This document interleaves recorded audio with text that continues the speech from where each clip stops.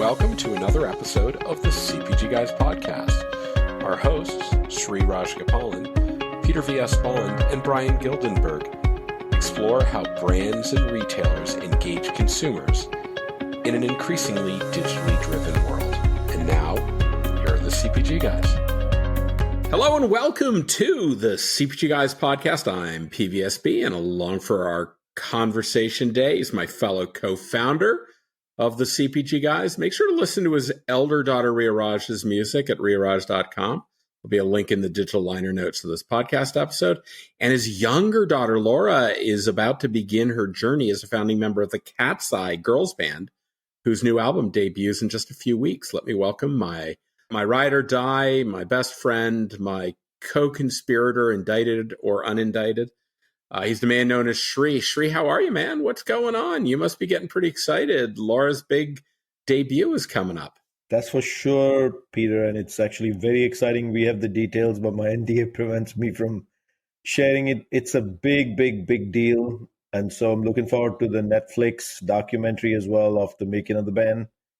And then, as you know, Peter, we'll be shooting for our own family show later in the fall. It'll be launched on YouTube and eventually on network TV as well. So can't wait for all of that. But you used a trigger word and I can't let it go. You said indicted or not indicted. Somebody's getting indicted this week, and you know who it is. We're not going to address it on the podcast. No, we're not talking politics on this podcast. Not us. No. Let's talk baseball. How about those Yankees? Dodgers, Yankees. Could be the year, Sri. Half a game ahead of the Dodgers. I know it's not going to be the year for Chicago in baseball. I'm pretty sure about that. No, we just played the White Sox. It was a clean sweep. Soto hit 4 for 4 in one of those games, man. 2 homers. All right.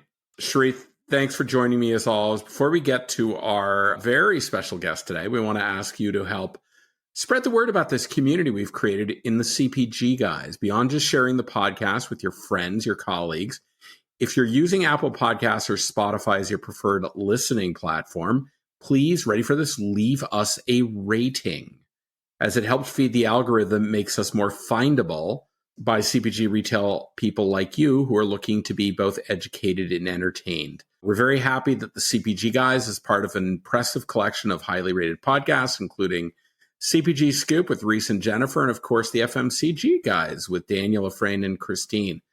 And of course, finally, certainly not least, we're very proud of our allyship with Next Up, formerly known as Network of Executive Women, whose mission it is to advance the cause of women in business and promote gender equality in the workplace. Next Up has a terrific educational and networking resource available to its members.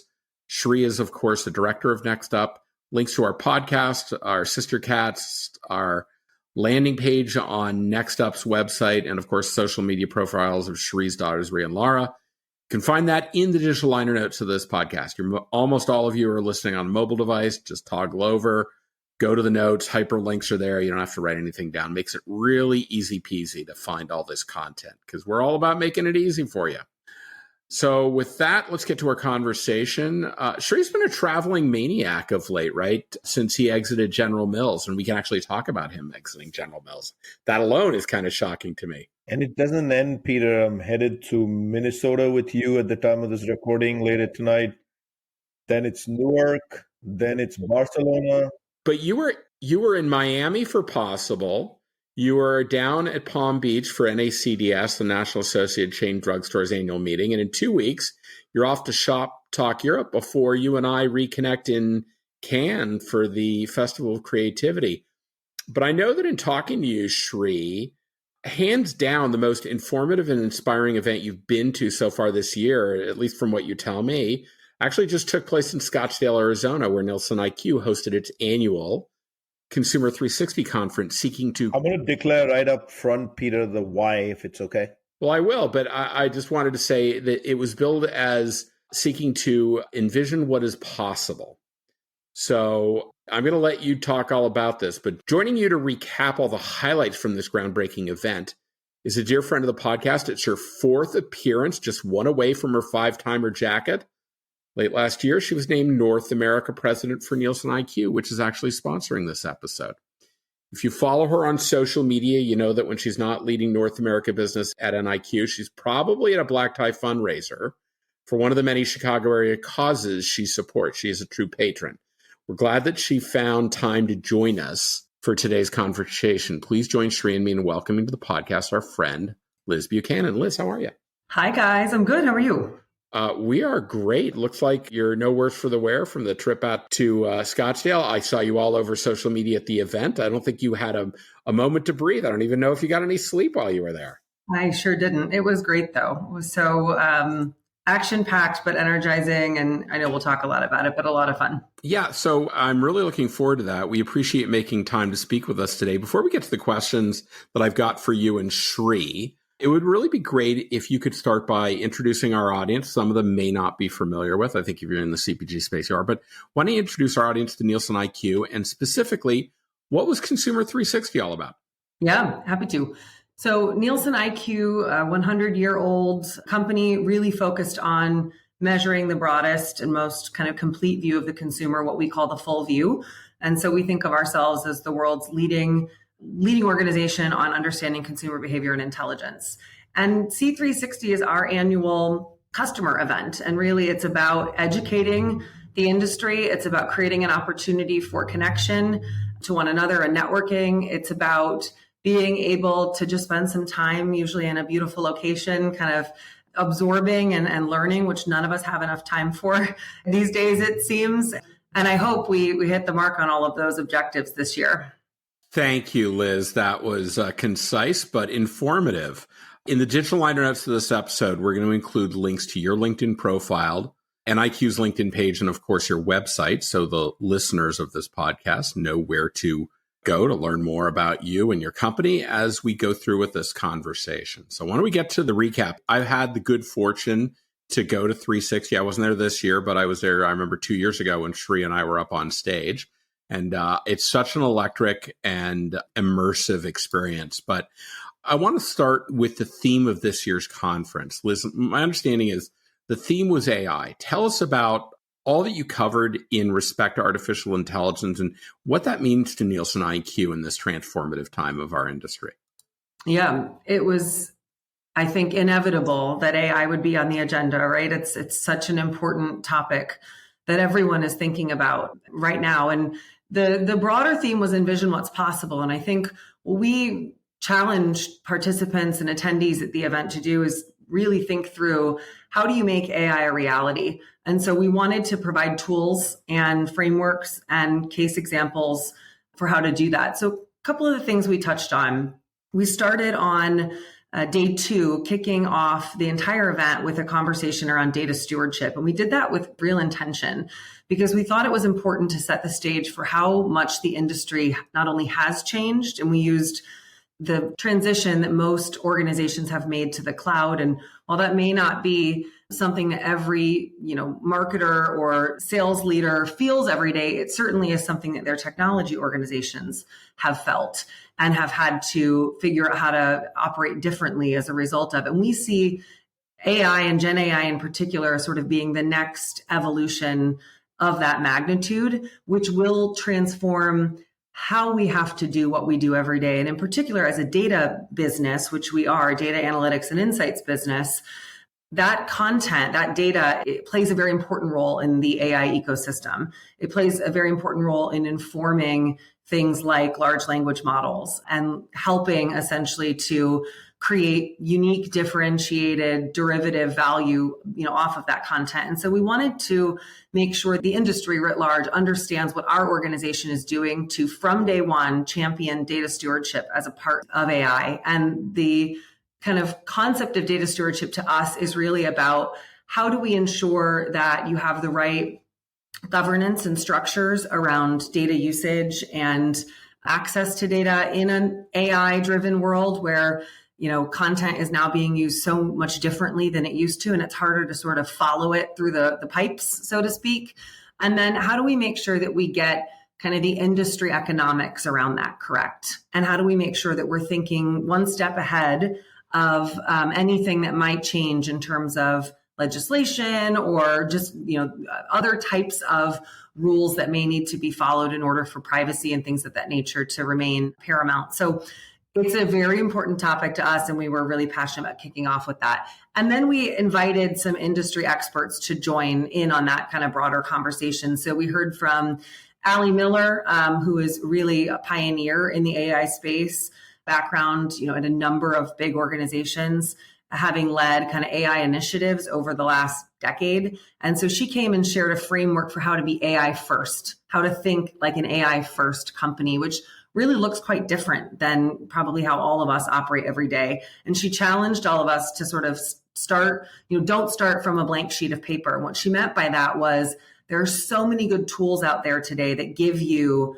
the starting point for just about any activity that you want to execute or use case that you need to pursue.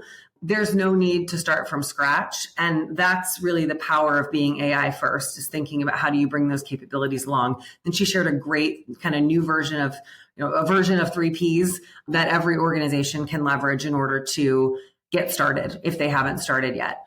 We heard from Microsoft, we heard from Amazon, we heard from our own internal teams. We have lots of AI experts. So Zoo, who's one of our AI practitioners and experts, talked about the efforts that NIQ are making to really bring our entire business up on AI. And then probably the most tangible, example that came out of this was our launch of what I'm saying will be everybody's new favorite colleague. And that's our Gen AI and exploratory data analysis toolkit, essentially bundled into your best pal, Ask Arthur. And so Arthur is a nod to our founder, Art Nielsen.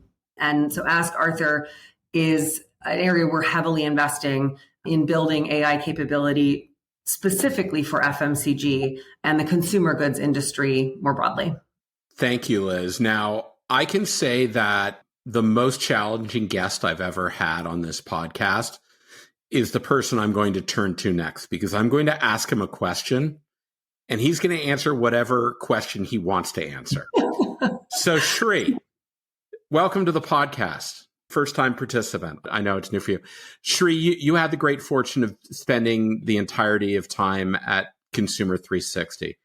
Tell us about full view retail measurement and what are your thoughts around that? Or whatever else you want to just answer. You're correct. Judge is at 14 homers. You got that one right. It is an Otani. It's a tight spot. All right.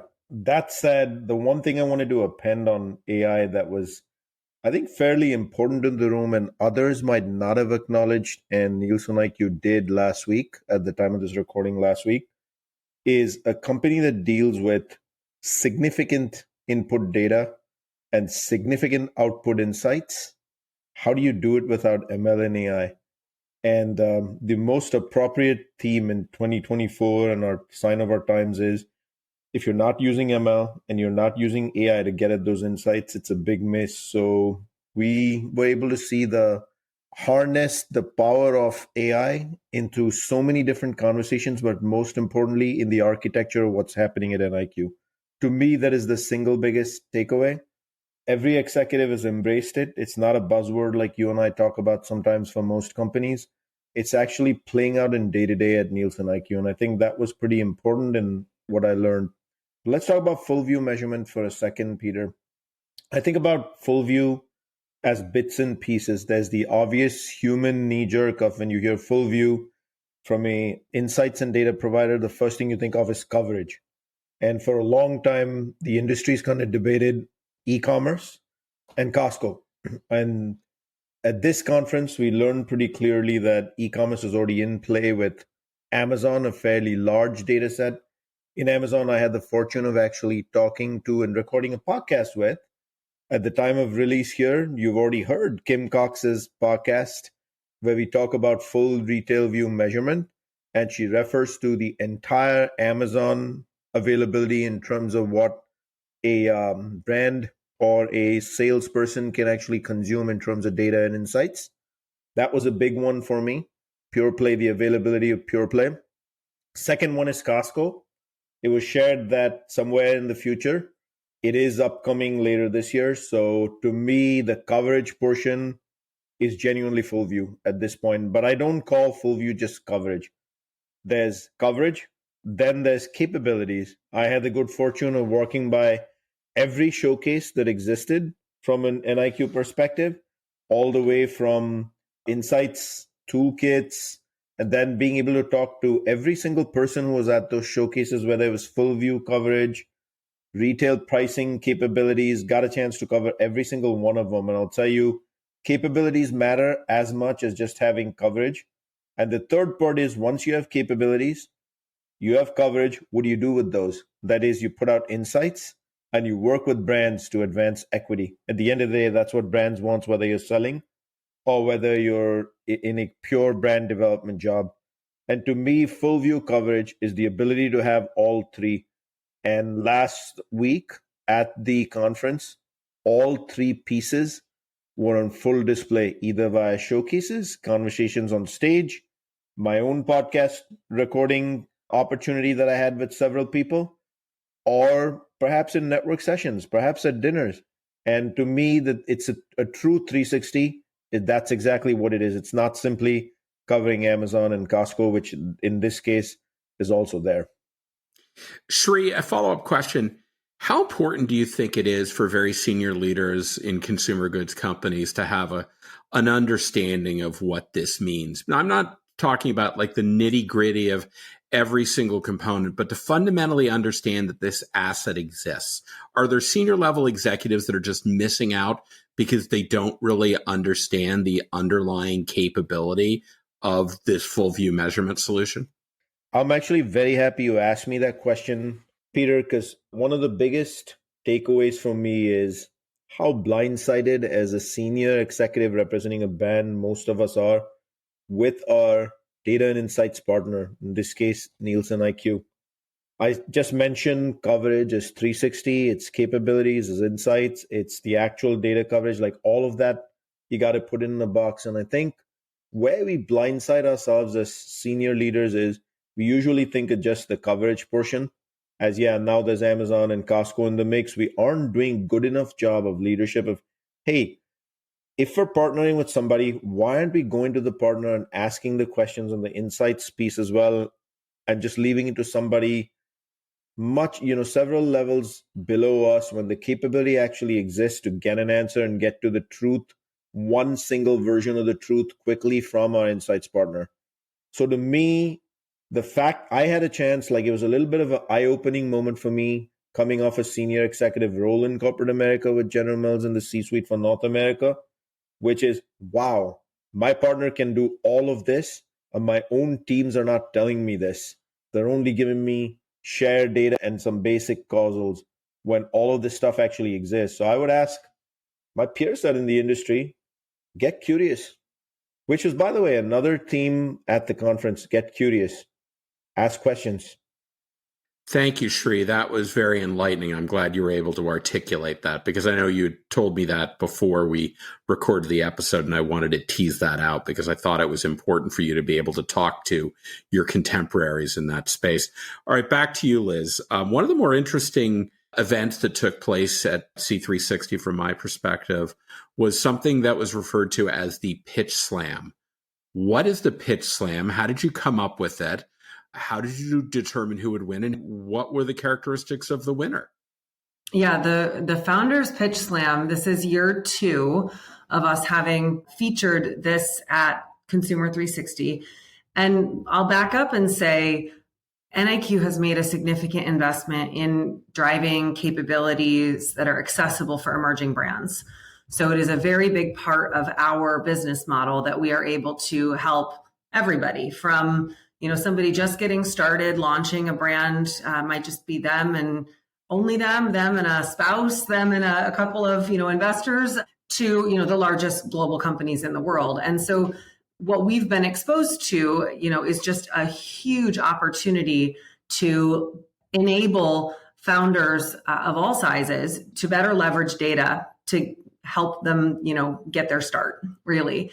And we've got a specific platform that we've built that is intended to make the access to data much simpler, both in terms of, price point and also just an introduction to sort of how do you take a category analysis to a retailer and have a joint business planning conversation? What should that look like? And some templates and things to make that a much easier process for emerging brands. And so in so doing, we've been exposed to what I think is really an industry concept in the emerging brand space. You'll see this at some of the Expo West, Expo East, Naturally Network, et cetera, type of events. But this concept of a pitch slam, which is like a Shark Tank style engagement, where brands, founders are getting up and essentially making a pitch for investment in their company. And they have, in our case, 5 minutes to do it.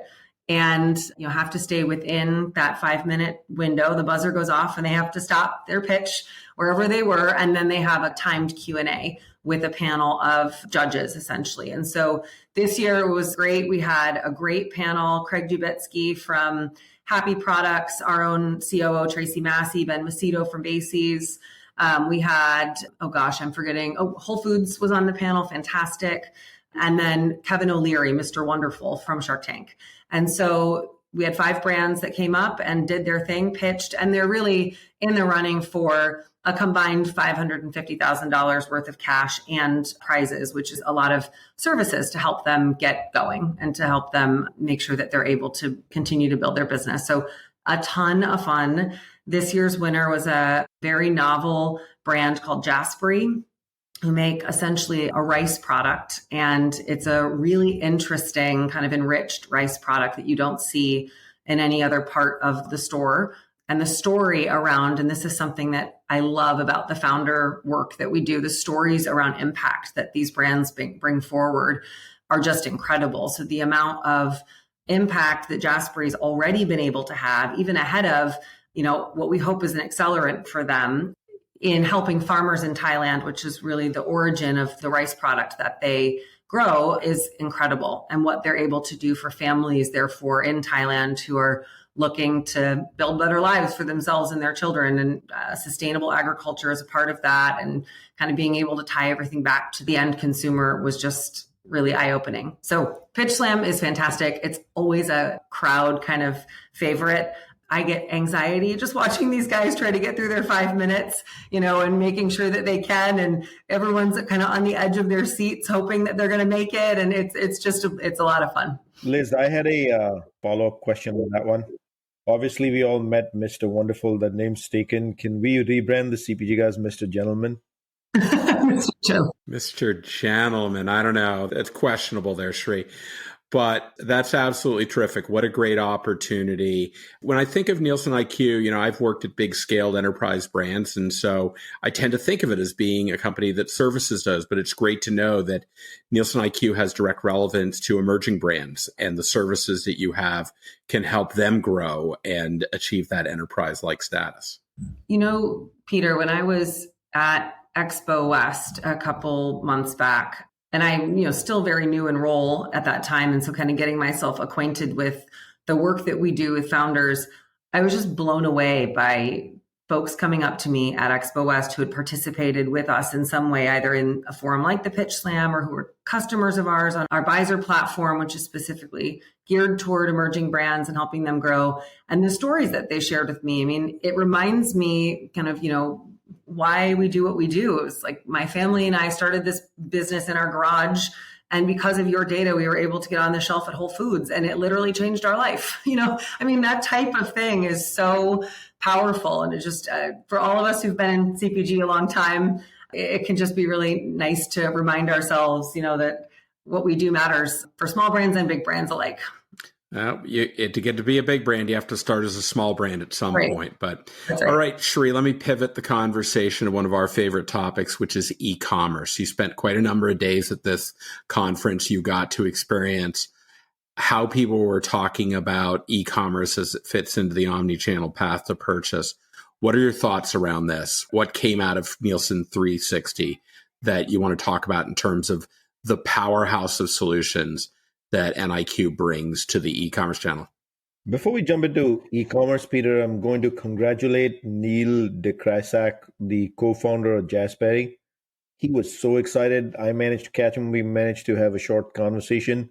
He will actually be here on the podcast, and we will ask him that very question, how the win at the Pitch Slam at NIQC 360, what it means to him and how it's helping jumpstart him. So he's excited about that. I'm eagerly looking forward to that. I also wanted to mention we will have another podcast coming out in July with Kenny Juskowiak, who is the managing director for emerging brands and startup brands at NielsenIQ, where we get into deep conversation where, again, a little bit of an eye-opener for me as a senior executive.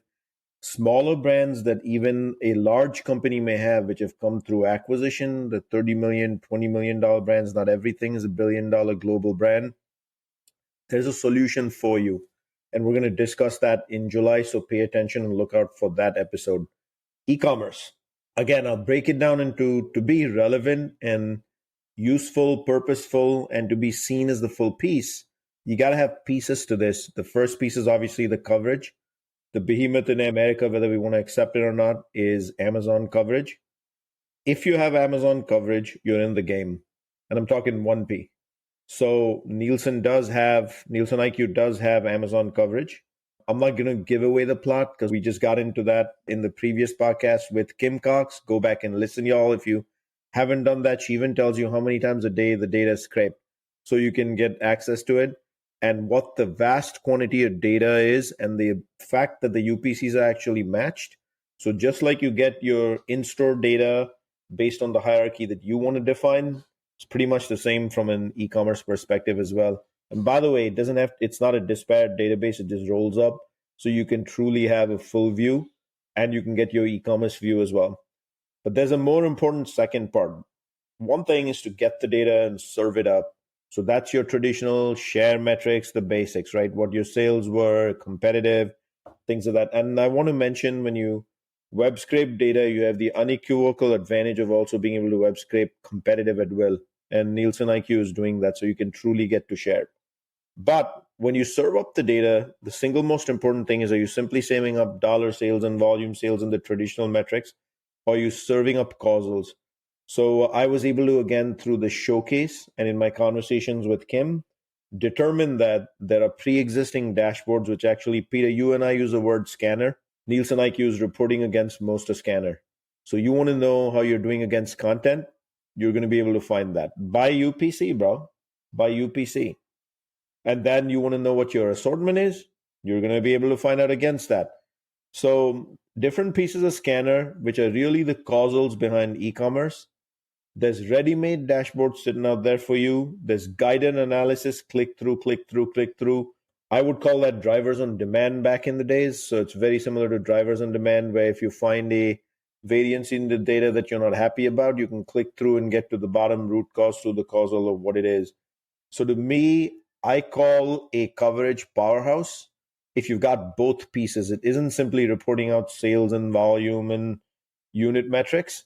It's having the ability to provide the root causals behind it via drill down guided analysis.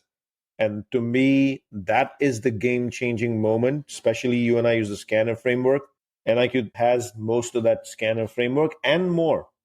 So I'd encourage those who actually are not aware, again, be curious. Just ask the question of your teams that work with NielsenIQ, or ask your question of teams that are working with somebody else.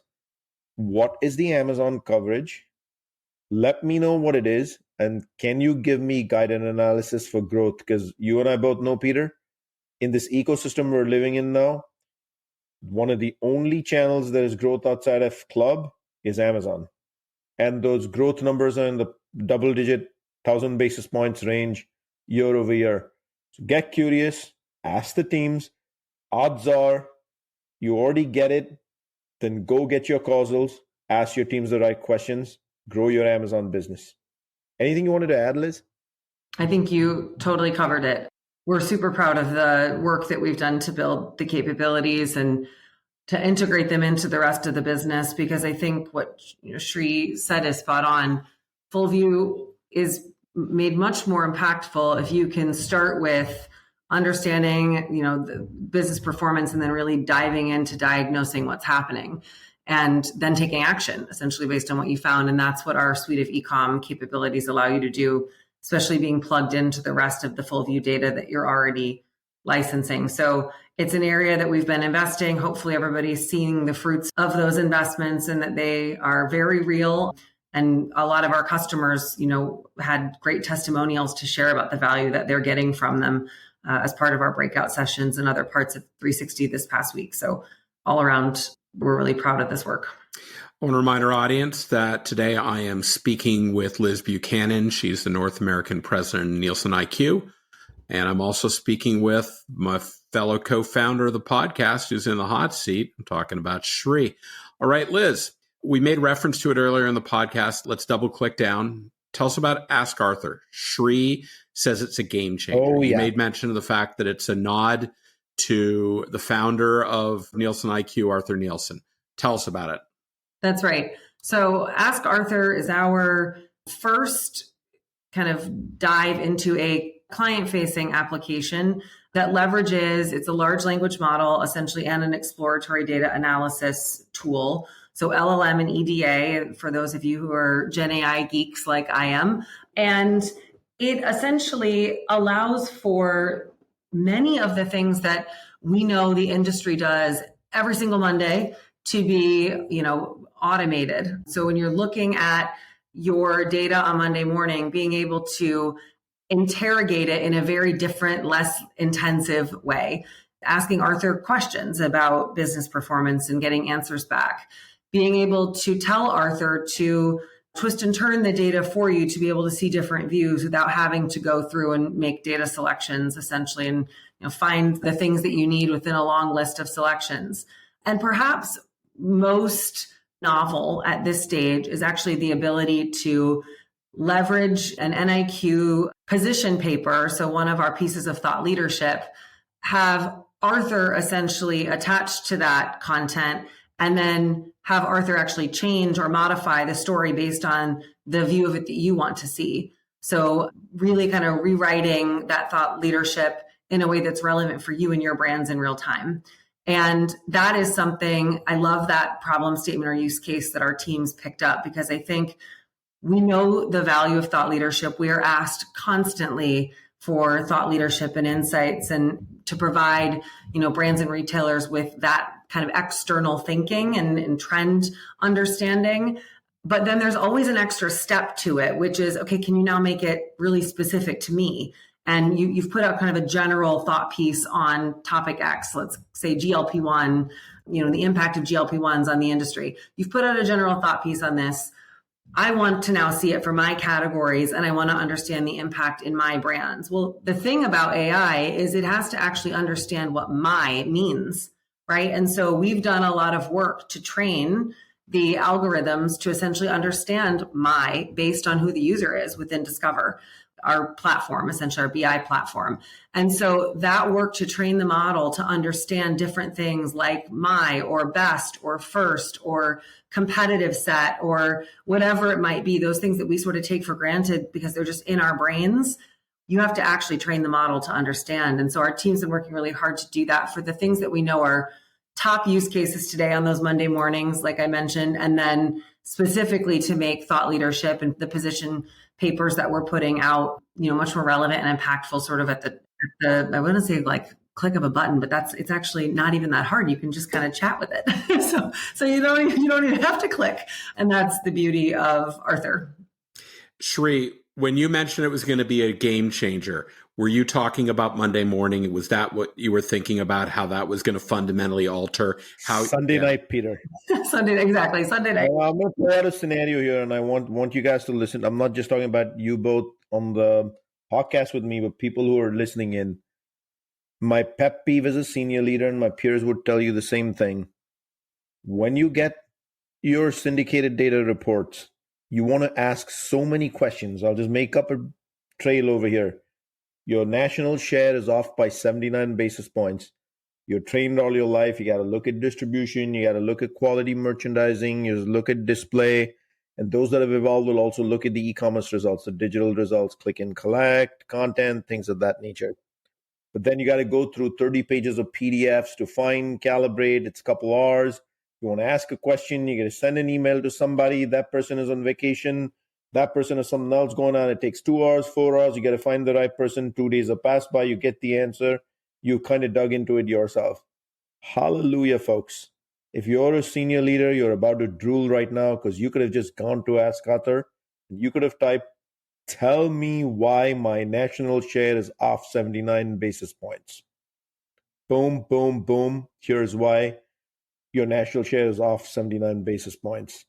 Tell me what my distribution trends for Wakefern in the Northeast are. Boom, boom, boom, boom, boom. You see what's going on here?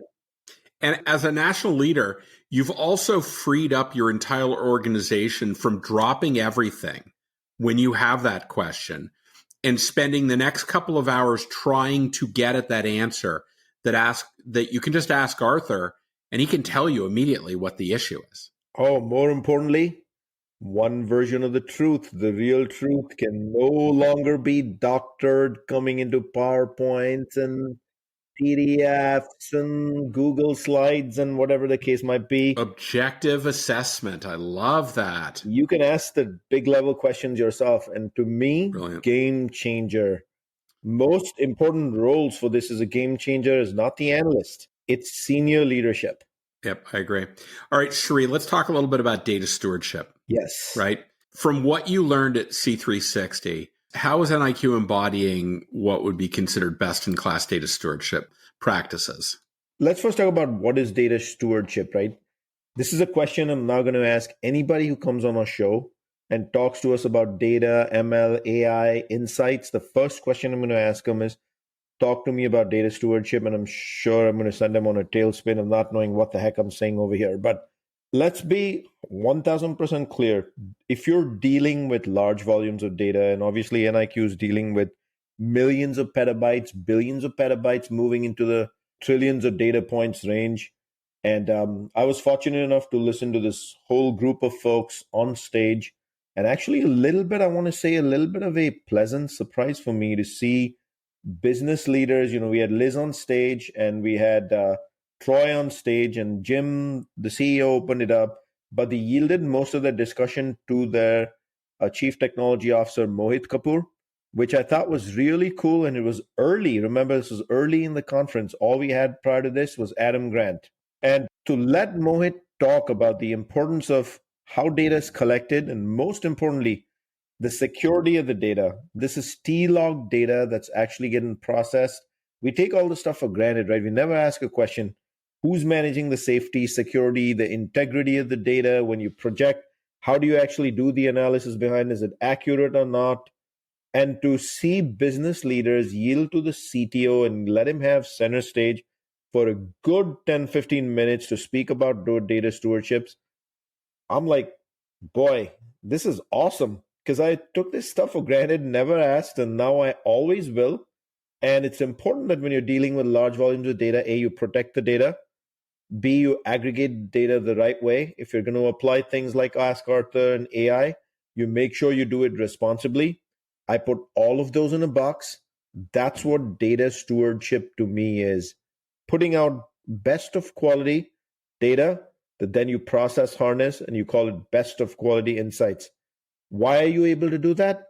Because you've set yourself up with the best of quality tech platform, and hence all of that is data stewardship. And Peter, we got to ask this question of anybody who comes on the show. Talk to us about your tech platforms. Tell us about your stewardship as well of data. How do you do it?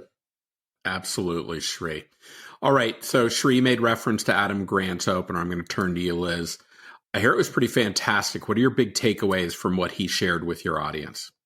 Well, first off, it was really fun for me personally because I got to actually sit down and have a conversation with him on stage, I was sort of having a fangirl moment for sure, because I've been a fan of Adam's for quite some time. And, he just puts out these little points of view in his social accounts, LinkedIn, and they're super insightful. I mean, they're just little quick blurbs, like maybe one or two sentences that just reframe something that we may all either take for granted or have sort of a common frame of reference around that maybe needs to be reimagined or repositioned, or really, he's kind of in his latest book asking that we all, think again is the book's title. And so what he really spoke about was, how do we make sure that we are interrogating sort of the opportunities ahead of us appropriately? And how do we think and leverage sort of the scientific method in a way that perhaps has been forgotten or lost? How do we have productive disagreement and move through that?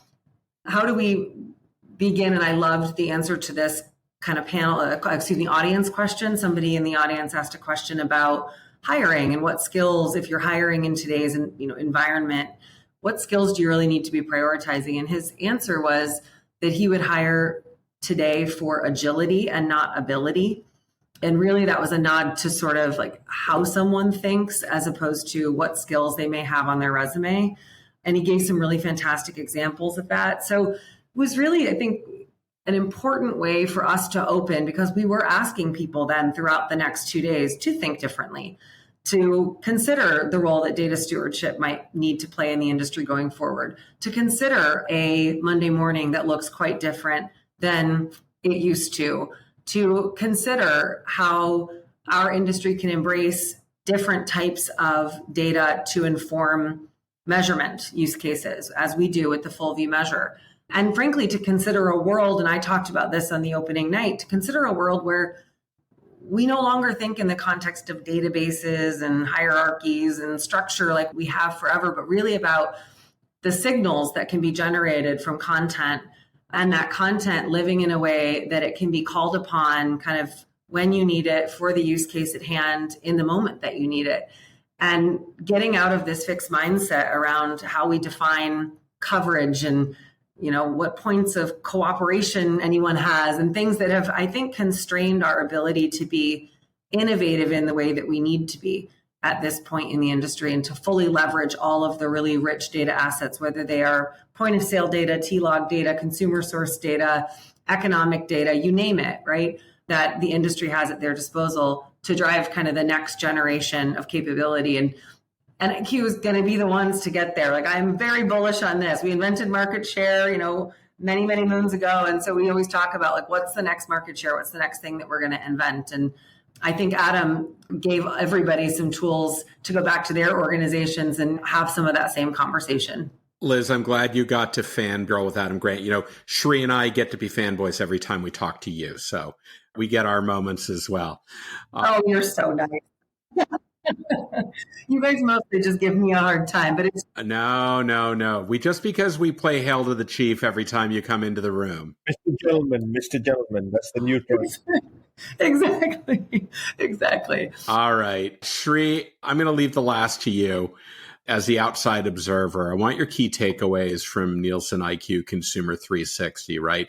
What was the big message that you would share with this audience about why this is such an important event that people in our industry should really put on the list of events they should be participating in? Yeah, again, if we started right up top with full view, full coverage, I don't want to use the word full view, Peter, because full view kind of boxes stuff again into what's the data available, right? I want to use the word full coverage. And that's the theme of, or the backdrop of what I'm going to actually state now. Because what I picked up in Nielsen, first of all, as a senior leader coming from corporate America, was a little bit of a eye-opener for me that I kind of mentioned. We get boxed off in as senior leaders. Liz just spoke to agility versus ability. Often what we're asked for in senior leadership is that ability to decipher every single week what's going on with the business versus the agility to react in real time, be able to do something about it, right? So to me, what the conference set us up with, all kinds of learning that I kind of felt as a senior leader, what you'd have gathered away is to manage my business and being agile. I have a partner that can provide me all the data that I need, can help me with the insights, including the breakdown of the causals, get to drivers on demand type analysis to be able to get to the bottom of a problem. I enjoyed the motivational talk by Adam for sure. It was absolutely fabulous. I will not forget that word agility versus ability. And again, on the show, we will ask that question multiple times. I had a chance to go to every single showcase. The plethora of capabilities, whether you're a retailer, whether you're brick and mortar, whether you're e-commerce, whether you're omni-channel, the plethora of capabilities in terms of tools that's available to you, and then the people available to you via your client service teams that can actually bring you back answers, brings back that full 360. That's like the coverage portion, I'd say, was a big eye-opener for me as a senior leader. And I now know that as a senior leader, you should be asking NielsenIQ and your data partners, your insights partners, many more questions in terms of what's available, get to know, be curious, encourage everybody to chase that. The most fun moment for me, though, or the one that I'll be drooling about until I start using it myself. Want to guess, Peter? Ask Arthur. Ask Arthur is a senior leadership game changer. And I'm going to tell you why in 2 words, why it's powerful for senior leaders and can be relied on. It's the data stewardship. When AI is accompanied with data stewardship, you got a power weapon to do stuff. And then think about the connection back to Adam Grant. Ask Arthur will give you that agility as a senior leader, day-to-day manage your business with ease and care. One other thing I do want to mention, which we've already talked about, but as I summarize here, I think it's equally important. I did not know that NIQ had an offering for startup brands. Most retailers in this post-COVID, 4 years removed from the start of COVID era, are starting to look at aisle reinvention, because the truth is volume consumption has shrunk in center store a good 2, 3, 5%, depending on what categories you do business and which aisle you look into. Many of your standard favorite large global brands have started slowing down significantly due to inflation. Private labels leading the way, debating that is silly. The data doesn't lie. Insights don't lie. It's in front of our eyes. You take all that into account. Several categories are going to change how they appear in the store on a planogram. Is it a 4 feet aisle difference, an 8 feet difference? Each retailer is going to decide for themselves and guess who's going to have more opportunities than they ever have to actually hit retail scale in North America. It's going to be the small brands. And the fact that there was a winner, Jasperi, getting $550,000 of capabilities, mentoring, coaching coming in is a big deal. And again, as I mentioned, Neil's going to come on the show, talk to us about that. That was another eye-opening moment for me. I'll sum it up. E-commerce is a piece of this, but we've already decomposed that pretty well. I met power people who know what they're doing. I met many of the managing directors of the individual businesses. If you don't know who they are, get curious. Ask your client service leader for your account who they are. Most importantly, I'd say ask about Amazon, ask about e-commerce, ask about the club offering that's coming up later in the year. Get curious and move away from I'm only going to care about share, and that's the single most important metric, to truly getting that full retail coverage and view, which is also the insights piece, the capabilities piece. I'm going to put a plug in here for one other tool that I saw, which I think is a tool of the times. Shouldn't be a surprise to either of you or anybody listening. I was very excited to see the retail pricing tool. And what is the retail pricing tool, right? It's obviously put out by the retail analytics team at NielsenIQ. If you're a retailer today and you're concerned about inflation, which you are because you have told me so for the last year and a half.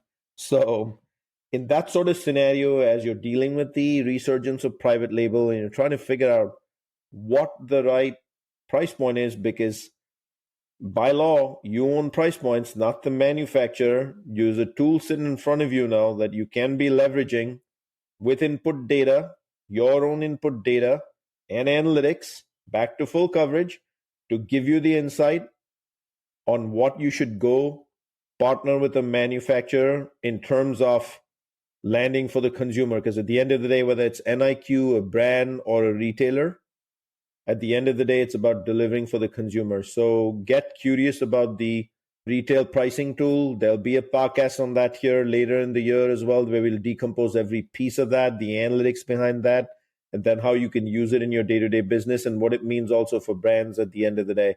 But get curious, ask the question. Closing message, if you're a senior leader in North America, just get curious, dig in to what you have with NielsenIQ, and start using every capability that you have, and don't leave it only in the hands of your analyst. And ask Arthur. Let's wait.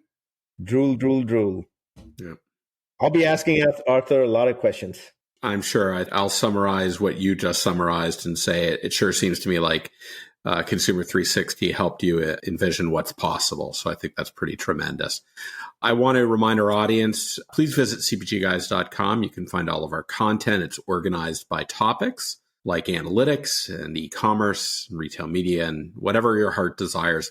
If you think your company has some thought leadership to contribute to this ongoing community discussion, drop us an email at contact@cpgguys.com. Maybe you can join us for a future episode of this podcast. And don't forget, if you're CPG Guys or you're on Spotify or Apple Podcasts, please, please, please give us a rating. It helps make our podcast more findable. And of course, we would be remiss if we didn't thank the over 30,000 followers we now have on LinkedIn. Wow, I can't believe that we've already achieved that. Really amazing. We're so humbled by that you come to us for both education and entertainment. Thank you, Liz, for taking time out of your day to share with us everything about Nielsen IQ and the Consumer 360 event. You're one episode away from the 5-timer jacket. We're going to have to start putting that into the production order because it takes a little time. These are very coveted varsity jackets, Liz, and we'll expect to see them at a black tie event in one of your social media posts.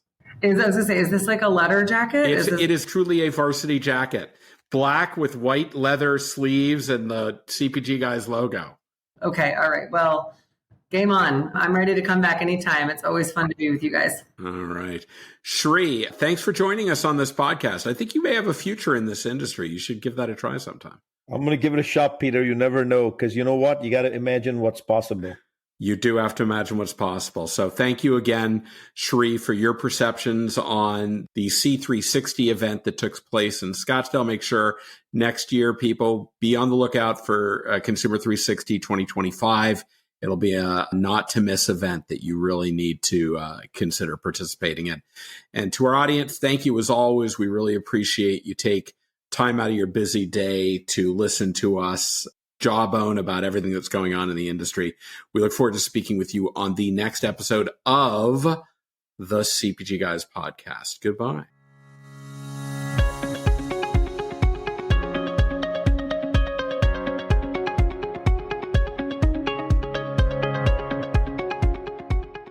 The content in this podcast episode is provided for general informational purposes only. By listening to our episode, you understand that no information contained in this episode should be construed as advice from CPG Guys LLC or the individual author, hosts, or guests, nor is it intended to be a substitute for research on any subject matter. Reference to any specific product or entity does not constitute an endorsement or recommendation by CPG Guys LLC. The views expressed by guests are their own, and their appearance on the program does not imply an endorsement of them or any entity they represent. The views expressed by CPG Guys LLC do not represent the views of their employers or the entity they represent. CPG Guys LLC expressly disclaims any and all liability or responsibility for any direct, indirect, incidental, special, consequential, or other damages arising out of any individual's use of, reference to, or inability to use this podcast or the information we present in this podcast.